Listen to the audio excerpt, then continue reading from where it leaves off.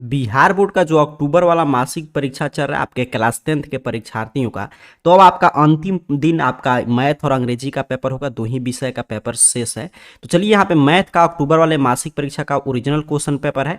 आइए देखते हैं किस रूप में मैथ है। तो ये नहीं कि आपका मासिक परीक्षा का, तो ये है ही अक्टूबर वाले मासिक परीक्षा का ओरिजिनल क्वेश्चन पेपर। तो ये नहीं सिर्फ मासिक परीक्षा के दृष्टिकोण से हम लोग समझेंगे, बल्कि ये फाइनल बोर्ड एग्जाम में चूंकि क्लास 10th के आप विद्यार्थी और क्लास 10th मैथ का सभी प्रश्न है, तो आपको हर एक प्रश्न का आंसर मालूम होना चाहिए। क्योंकि मैथ में क्या होता है कि बस मैं हमेशा बताता हूँ कि पैटर्न वगैरह, मतलब जो आपका पैटर्न रहेगा, जिस तरह प्रश्न पूछा है वैसे ही फाइनल बोर्ड एग्जाम में आएगा, बस अंक वगैरह चेंज कर सकता है, बाकी कॉन्सेप्ट सेम रहता है। तो ध्यान से सीखिएगा। मासिक परीक्षा का तो है ही, लेकिन फाइनल बोर्ड एग्जाम के दृष्टिकोण से भी हम लोग समझेंगे।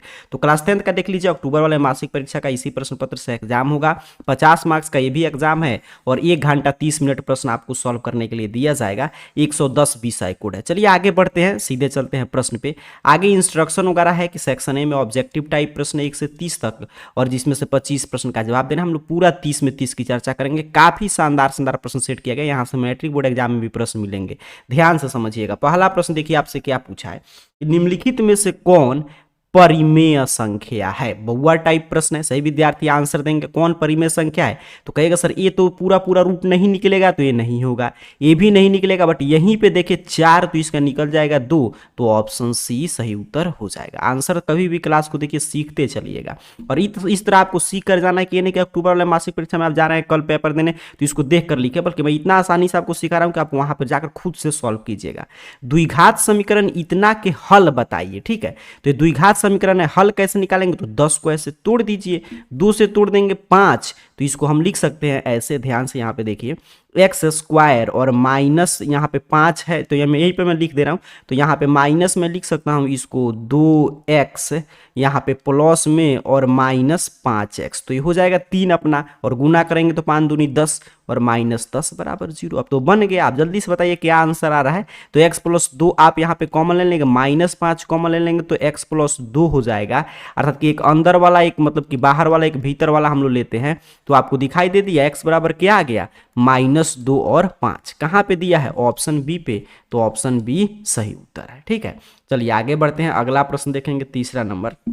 कह रहा है द्विघात समीकरण इतना के मूल हैं, ऐसे ही आपको सॉल्व करना है। जैसे मैं ऊपर वाला प्रश्न सॉल्व कर रहा था वैसे ही मैं इसको थोड़ा सा मिटा दे रहा हूँ। ध्यान से आप भी पेन कॉपी लेकर क्लास को सीखिए, क्योंकि मैथ है। अक्टूबर वाले मासिक परीक्षा में तो आप ऐसे भी देख कर बना दीजिएगा, लेकिन फाइनल बोर्ड एग्जाम के लिए आप सीखे रहेंगे। तो यहाँ पे तो अक्टूबर वाला का ओरिजिनल क्वेश्चन पेपर, लेकिन वहाँ पे इसी पैटर्न पे प्रश्न आएगा। अब मैं क्या कर रहा हूँ कि इसमें सब में से 8 कॉमन ले लीजिए या 8 से गुना कर दीजिए, वही बात है। ठीक है, यहाँ पे 8 पे दोनों साइड गुना करेंगे, तो इस पे मैं गुना किया, यहाँ पे देखेंगे तो ये हो जाएगा अपना 16x स्क्वायर। यहाँ पे हो जाएगा 8x, और ये 8 से 8 कैंसिल, इसमें 1 और 0 में भी गुना करेंगे तो क्या हो जाएगा 0। अब यहाँ पे 16 को हम लोग तोड़े तो ऐसे लिख सकते हैं, यहाँ पे देखिएगा 16x स्क्वायर और -4x, तो ये हो जाएगा अपना -8x, गुना करेंगे तो 16 भी हो जाएगा +1। अब इसमें से 4x कॉमन ले लीजिए, तो ये हो जाएगा 4x और ये हो जाएगा +1 -1, यहाँ पे देख लीजिए।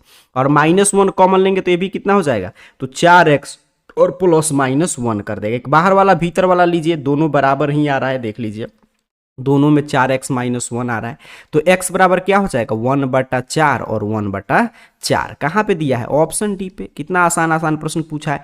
चलिए आगे बढ़ते हैं, अगला प्रश्न देखते हैं। कह रहे हैं आपसे कि sin a का मान cot a के पद में निकालिए।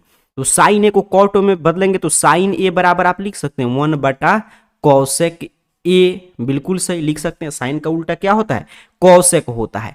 अब देखिए ध्यान से, अब कौसेक को हम लोग ऐसे एक फार्मूला पढ़ते हैं 8.4 में, पूरा मैं चैप्टर वाइज इस चैनल पे डेली क्लासेस चलता है, चैप्टर वाइज ऑब्जेक्टिव प्रश्न में पढ़ा रहा था, तो ये फार्मूला आपको लिखाया था कि कौसेक स्क्वायर ए बराबर 1 + कॉट स्क्वायर ए। तो कौसेक ए बराबर यहाँ से क्या मिल गया, √1 + कॉट स्क्वायर ए। तो इस कौसेक ए को हटाकर हम लिख सकते हैं, एक तो ऊपर रहेगा ही कि √1 + कॉट स्क्वायर ए। कहाँ पे दिया है, ऑप्शन ए पे, तो यहीं आसानी से आप उत्तर कर देंगे।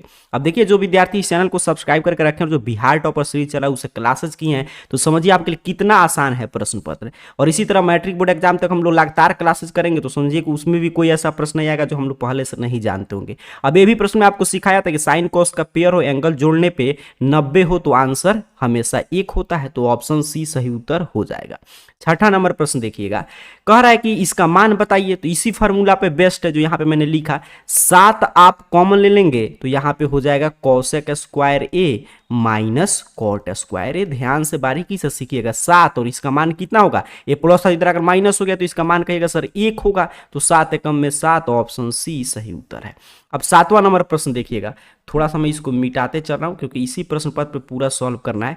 आप ध्यान से, मेरा प्रयास है कि आप इतना सीख लें कि इस पे यहाँ पे तो जाकर आप कल अपने मर्जी से बनाएं, और उसके साथ साथ आप जब फाइनल बोर्ड एग्जाम में जाएं तो इस पे कोई भी प्रश्न आए तो आपसे गलत नहीं हो। अब 1 + tan स्क्वायर ए बटा 1 + cot स्क्वायर ए, तो 1 + tan स्क्वायर ए किसका फॉर्मूला होता है, सेक स्क्वायर ए का, और 1 + cot स्क्वायर ए देखिए अभी हम लोग को मिला था, ये कितना हो जाएगा, कॉसेक स्क्वायर ए। सेक किसका उल्टा है, कहिएगा सर कॉस का, तो 1 बटा कॉस स्क्वायर ए।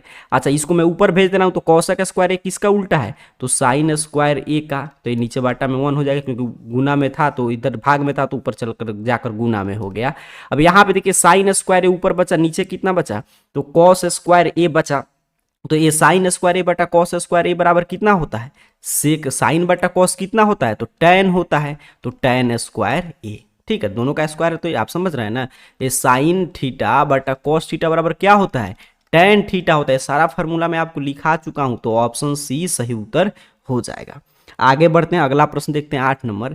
कह रहा है साइन थीटा बराबर कॉस थीटा, सीधे सीधे क्लासेस से हम लोग का प्रश्न आ रहा है कि साइन थीटा कॉस थीटा का वैल्यू कब मतलब कि मान बराबर होता है, जब थीटा कितना हो, 45 डिग्री हो जाए, अर्थात कि दोनों का मान कितना हो जाएगा, तब 1/√2 1/√2, चाहे कॉस 45 कीजिए चाहे साइन 45 कीजिए।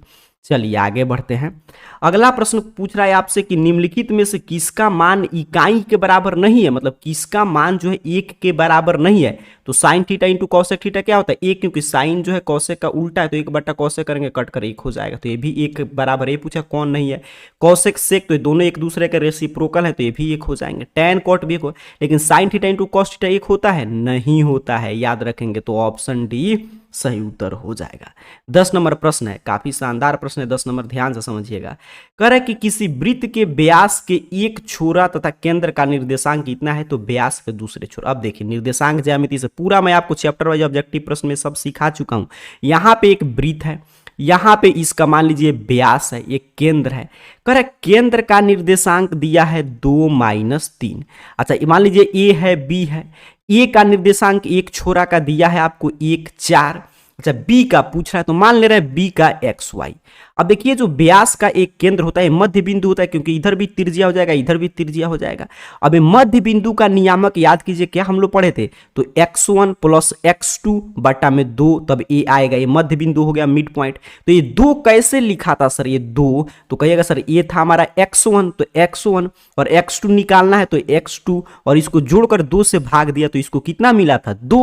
अब सॉल्व करके इस x का मान बताइए, तब देखिए 1 + x बराबर 4, या x बराबर सर 4 - 1 बराबर 3, तो यहां पे इसका मान कितना हो गया 3 हो गया। अब y का मान तो ये -3 कैसे लाया था मिड पॉइंट में, तो कहेंगे सर y1 किया था और प्लस में y2 बटा में 2, तब ये ले आया था -3, बिल्कुल सही। अब तिरछा तिरछी गुना कर देंगे तो y बराबर -6, ये मैंने गुना किया और प्लस है तो इधर आकर -6 बराबर -10, तो यहाँ पे कितना हो गया -10। 3 - 10 इसका निर्देशांक था, तब इसका मिड पॉइंट इतना निकाला था, तो ऑप्शन सी सही उत्तर हो जाएगा। बारीकी से सीखते चलिएगा ध्यान से एक एक प्रश्न।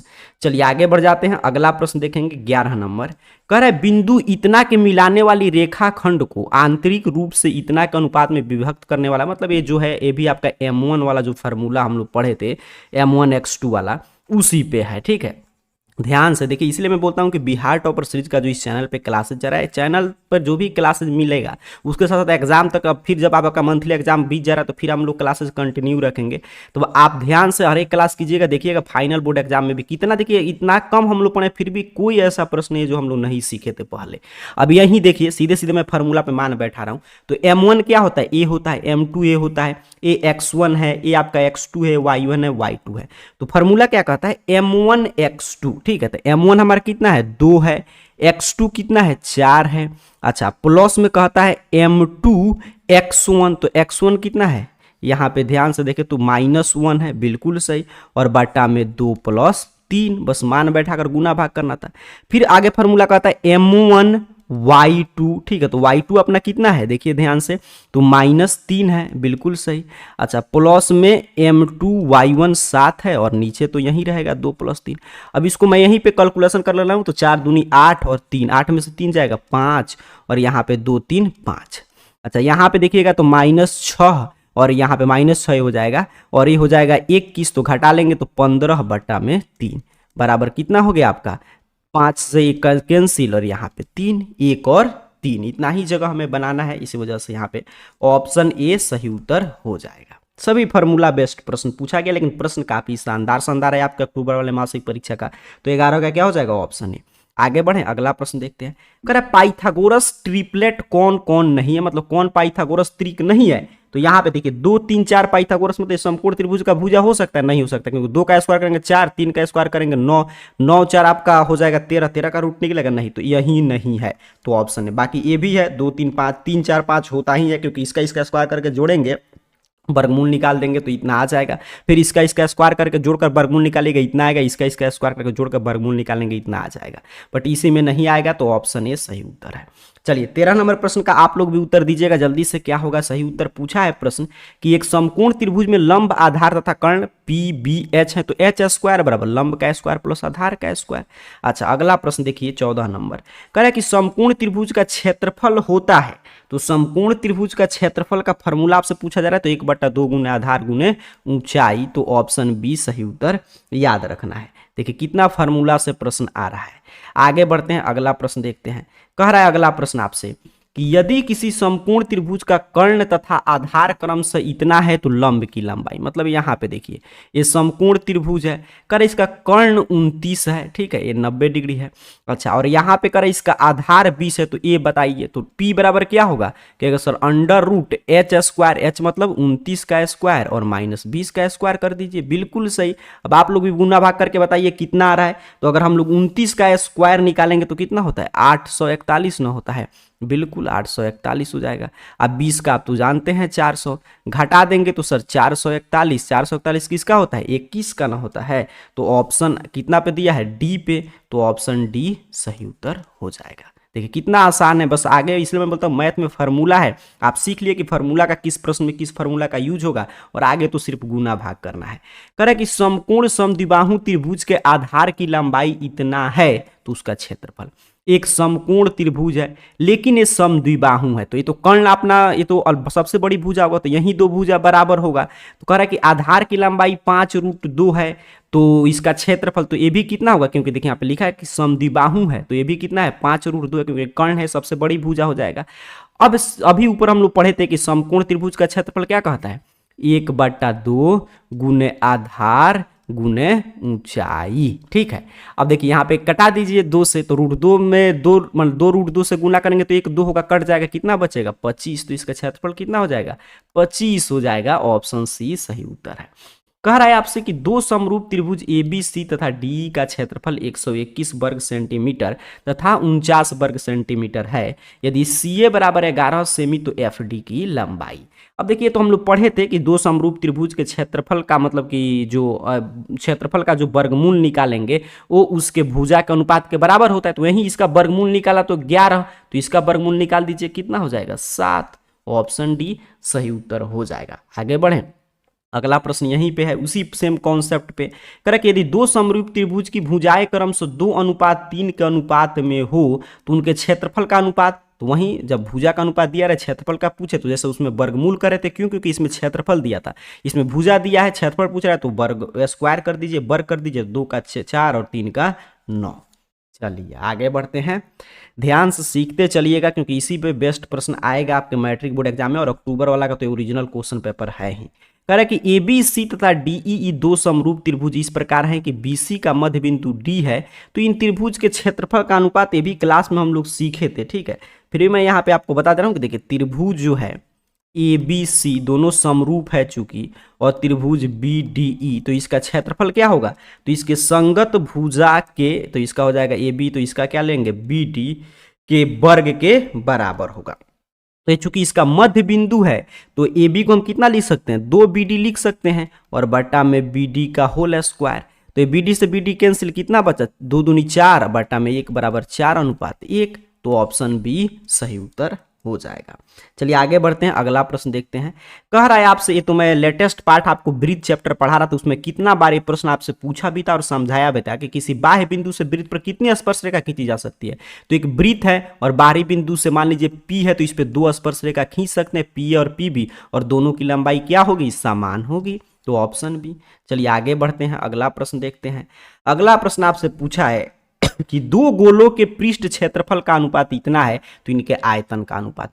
इसी तरह मैट्रिक बोर्ड एग्जाम में 2025 में भी प्रश्न आएंगे। ये तो आपका अक्टूबर वाले मासिक परीक्षा का प्रश्न का हम लोग सॉल्यूशन करें। देखिए कितना शानदार शानदार प्रश्न है, इसी लेवल का प्रश्न बोर्ड एग्जाम में भी पूछा जाता है। 2 गोला के पृष्ठीय क्षेत्रफल का अनुपात इतना दिया है, मतलब कि पहला गोला का पृष्ठीय क्षेत्रफल कितना था, मान लीजिए उसका त्रिज्या r था, तो 4 पाई r स्क्वायर, तो r1 हो गया। अच्छा दूसरा का मान लीजिए r2 था, तो 4 पाई r2 स्क्वायर, तो आपका 4 पाई से 4 पाई कैंसिल, r1 अनुपात r2 का स्क्वायर दिया है, कितना दिया है, 16 अनुपात 9 दिया है। तो मैं आपसे कहूं कि r1 अनुपात r2 बताइए, कहेगा सर जब इधर आप वर्गमूल किए तो इधर भी वर्गमूल कीजिए, बिल्कुल, तो ये हो जाएगा 4 अनुपात 3। अब आपसे क्या पूछ रहा है, उनके आयतन का अनुपात। तो गोला का आयतन का फॉर्मूला तो 4/3 पाई r, पहला का पाई r1 क्यू और दूसरा का मान लीजिए r2 हम लोग माने हैं, तो पाई r2 क्यू। यहाँ पे कैंसिल, तो r1 क्यू अनुपात r2 क्यू, तो इसी का क्यू हम लोग निकाल देंगे, तो 4 चौका 16, 16 चौका 64, और ये हो जाएगा आपका 27। कहाँ पे दिया है, ऑप्शन बी पे। देखिए फार्मूला का सारा खेल है। अब यही प्रश्न देखिए 22 नंबर हम लोग के क्लासेस से प्रश्न है, जो मैं आपको मॉडल पेपर सॉल्व करा रहा था। कह कि यदि किसी गोले का पृष्ठ क्षेत्रफल इतना है, तो इसका व्यास, गोले का पृष्ठ क्षेत्रफल मतलब 4 पाई r स्क्वायर, मतलब कि 4 गुने 22/7 गुने r स्क्वायर 616 है। तो व्यास बताइए। तो चलिए यहीं पे हम लोग सॉल्व कर देते हैं। या r स्क्वायर बराबर कितना होगा, तो 616 और गुना में 7 और बटा में 4 गुने 22। ठीक है, अब यहाँ पे देखिए अगर हम लोग इसको कटा दे, 4 से मैं कटा रहा हूँ, तो 4 एकम 4 और अपना हो जाएगा 2 21, तो 4 5 20 और 4 चौका में 16, फिर 22 से कट गया 7 मर्त में, तो r बराबर 7 गुने 7 है, तो एक साथ लेंगे, तो r बराबर 7, तो d का मान पूछा है, मतलब इसका देखिए व्यास पूछा जा रहा है, तो 7 गुने 2 बराबर 14, तो ऑप्शन सी। काफी आसान है। चलिए आगे बढ़ते हैं, अगला प्रश्न करे आपसे कि यदि किसी गोले की त्रिज्या 2 गुनी कर दी जाए, तो इसकी आयतन। तो मान लीजिए गोला का जो आयतन था, कितना फॉर्मूला था, अभी हम लोग ऊपर सीख रहे थे, 4/3 पाई r क्यू है। अब इसकी त्रिज्या 2 गुना कर दे, मतलब r कितना हो गया, 2r, तो ये कितना हो जाएगा आपका, 2 दूनी 4 दूनी 8, मतलब पहले से कितना गुना हो जाएगा, 8 गुना। ऑप्शन सी सही उत्तर है। क्लियर, आप समझते चलिएगा। ऐसे क्लासेस जारी है, उसमें फिर से हम लोग ये प्रश्न सीखेंगे। अभी ध्यान से हम लोग आंसर की चर्चा करें, तो इसी पे फोकस है। कह रहा अर्धगोला का संपूर्ण पृष्ठ क्षेत्रफल। तो अर्धगोला का संपूर्ण पृष्ठ क्षेत्रफल क्या होता है, तो अर्धगोला ना है तो 3 पाई r स्क्वायर, बिल्कुल सही, ऑप्शन बी सही। वहीं पे गोला पूछता तो 4 पाई r स्क्वायर। कह रहे कि 1 घन मीटर का मान होता है, तो 1 घन मीटर में 1000 लीटर, ऑप्शन सी पे दिया है, तो यही आसान है, इसे यही उत्तर कर देना है आपको। आगे बढ़ते हैं। कह रहा है कि समान त्रिज्या एवं ऊंचाई वाले बेलन तथा शंकु जो एक ही आधार पर स्थित है, इसके आयतन का अनुपात। मतलब एक ऐसा बेलन और शंकु है जो एक ही आधार पर भी है और इसका समान त्रिज्या और ऊंचाई है, तो इसका आयतन का अनुपात। तो चलिए यहाँ पे तो नहीं लिखा है कि इसका आयतन, तो सीधा हम लोग यही कर में जो दिया यही मान लेते हैं। तो बेलन का आयतन क्या होता है, कहेगा सर पाई r स्क्वायर h। अच्छा शंकु का आयतन क्या होगा, तो 1/3 पाई r स्क्वायर h। अब कह रहा है पाई से तो पाई कैंसिल हो जाएगा। कह रहा है कि दोनों की समान त्रिज्या है, तो r से r कैंसिल अनुपात में है, तो और ऊंचाई भी समान है, तो s से h कैंसिल। इधर क्या बचा 1, इधर क्या बचा 3, इधर गुना कर देंगे 3 अनुपात 1। ऑप्शन डी पे है, तो ऑप्शन डी आसानी से आप आंसर बता सकते हैं। चलिए ठीक है, एक एक चीज समझते चलेगा। एग्जाम में आपको 25 ही बनाना है, लेकिन मैंने बता दिया कि मैट्रिक बोर्ड एग्जाम के लिए हम लोग मतलब उसी दृष्टिकोण से समझ रहे हैं, तो ध्यान से आपको समझते चलना है। चलिए आगे बढ़े, अगला प्रश्न यहाँ पे थोड़ा सा मैं इसको देखूं, तो 27 नंबर प्रश्न देखिएगा क्या पूछा है आपसे। कह रहा है कि 4 सेंटीमीटर, यहाँ पे देखिए, त्रिज्या वाले धात्विक गोलों को पिघलाकर 2 सेंटीमीटर त्रिज्या की कितनी गोली बनाई जा सकती है। तो देखिए 4 सेंटीमीटर का पहले गोला था, उसको पिघलाना है और आपको 2 सेंटीमीटर का गोली बनाना है। तो वो तो जो मतलब कि संख्या निकल, आयतन तो आप जानते हैं समान रहेगा। तो 4 मीटर वाले सेंटीमीटर वाले गोला का आयतन मैं आपसे पूछूं, थोड़ा सा मैं इसको मिटाना पड़ेगा ताकि आपको स्पष्ट चीजें मैं समझा पाऊं। यहाँ पे देखिएगा, इसको मैं मिटा दे रहा हूँ, ठीक है, तो आप समझ चुके हैं। ध्यान से इस क्लास को एक बार दो बार, ये नहीं कि सिर्फ आप आंसर की के लिए देख रहे हैं, बल्कि आप सीख रहे हैं, क्योंकि मैथ का एक प्रश्न पत्र है और सभी मैट्रिक का मैथ है। अब देखिए यहाँ पे कह रहा है कि 4 सेंटीमीटर वाला मैं आयतन पूछूं तो आप कहिएगा सर 4, और आपका पाई आर क्यू, तो पाई और आर के जगह पर कितना हो जाएगा 4 का क्यू, और इसमें भाग दे देंगे क्योंकि 2 का बना रहे हैं तो 2 पाई, और इसका आयतन कितना हो जाएगा, क्योंकि आयतन बराबर है, इसी से भाग देंगे तो निकल जाएगा। 4 पाई से 4 पाई कैंसिल, ऊपर क्या बचा 4 गुने 4 गुने 4, नीचे क्या बचा 2 गुने 2 गुने 2, तो 2 दूनी 4, एक कट गया, ये भी कट गया, तो कितना गोली बना सकते हैं 8 बना सकते हैं, क्योंकि आयतन तो सेम ही रहेगा, तो ऑप्शन बी सही उत्तर हो जाएगा। चलिए आगे बढ़ते हैं, अगला प्रश्न देखिए कितना शानदार प्रश्न है। कह रहा है कि 50-60 की संचयी बारंबारता। अच्छा आप देखिए, ऐसे तो हम लोग इसको अच्छा से सीखते, बट यहाँ पे जगह कम है, तो संचयी बारंबारता कैसे निकालते हैं हम लोग। तो ये बारंबारता है, मान लीजिए इसके नीचे, यहाँ पे समझिए मैं इसके नीचे इस तरह एक और टेबल बनाता संचयी बारंबारता निकालने के लिए, मैं आपको सिर्फ समझा रहा हूँ। और मैं क्या करता यहाँ पे कि यहाँ पे लिख देता संचयी बारंबारता, और कैसे निकालता, तो ये बारंबारता वाला 2 लिखता, यहाँ पे कितना लिखता 5, यहाँ पे कितना लिखता 5 4 आपका 9 लिखता, फिर यहाँ पे कितना लिखता, तो फिर अपना 9 5 कितना लिखता 14 लिखता। अच्छा फिर यहाँ पे कितना लिखता 14 6 20 लिखता, इस तरह हमारा संचयी बारंबारता निकलता। अब यहाँ पे देखिएगा ध्यान से, तो क्या पूछा है कि 50-60 का संचयी बारंबारता, तो कितना हम लोग निकाले हैं 20, ऑप्शन डी सही उत्तर है। देखिए कितना आसान था। आगे बढ़ते हैं, अगला प्रश्न, ये सब नया नया प्रश्न थोड़ा सा इंट्रोड्यूस करा रहा है, इस टाइप का प्रश्न पहले नहीं पूछा था, अभी इस टाइप का इस साल प्रश्न आएगा। कह रहा है कि नीचे दी गई बारंबारता, मैं बोर्ड एग्जाम की बात बता रहा हूँ कि उसमें आएगा, मेरे कहने का मतलब है, नहीं तो अक्टूबर वाला तो ओरिजिनल क्वेश्चन पेपर है। बारंबारता सारणी का माध्यिका वर्ग, तो माध्यिका वर्ग कैसे निकालते हैं, तो माध्यिका वर्ग के लिए पहले आपको n निकालना होगा, मतलब कितना बारंबारता है, तो जोड़ देते हैं इसको पूरा, 9 और 3 जोड़िएगा तो 12, और इस तरह पूरा हम लोग जोड़े, और 15 हमारा है 30 45, और 18 और 5, तो ये आपका कितना हो जाएगा 18 5 30, अच्छा ये हो जाएगा 80। ठीक है, तो 80/2 बराबर 40, हमने क्या निकाला, ये n/2 हमने निकाल लिया 40। अब संचयी बारंबारता, इसमें जो सबसे मतलब कि माध्यिका वर्ग या माध्यक वर्ग क्या होता है, जो n/2 के जो करीब का संचयी बारंबारता हो, तो उसी तरह इसका भी संचयी बारंबारता हम लोग निकालते, तो यहाँ पे 3 होता। ठीक है, यहाँ पे 3 हो जाता। अच्छा यहाँ पे कितना होता आपका 9 3 12, और यहाँ पे कितना होता 12 में हम लोग फिर यहाँ पे 15 जोड़ते, तो ये अपना हो जाता कितना, तो 5 और 2 7, और 1 1 2 27, और फिर इसमें 30 जोड़ते हैं हम लोग, तो यहीं इसका मान इसके आसपास आएगा, तो 30 से 40 हो जाएगा। मतलब समझ रहे हैं ना कि माध्यिका वर्ग कैसे निकालते हैं, तो पहले n/2 का मान निकालेंगे, और उसके आसपास जो संचयी बारंबारता होगा वही आपका माध्यक वर्ग होता है, तब माध्यक निकालने के लिए उसका फॉर्मूला का यूज करते थे। तो ऑप्शन सी सही उत्तर है इसका 29 नंबर प्रश्न का। चलिए आगे बढ़ते हैं, 30 नंबर प्रश्न देखेंगे। 30 नंबर प्रश्न देखिए आपसे क्या पूछा है कि प्रथम 5 अभाज्य संख्याओं का माध्य।